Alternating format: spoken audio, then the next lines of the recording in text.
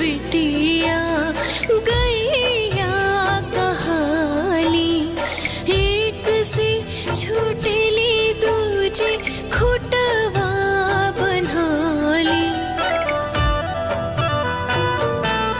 अचरा से पोछे माई हसुआ के धार, चलल ससुरवा बिटिया हमार, चलल ससुरवा बिटिया हमार। पोछे माई हसुआ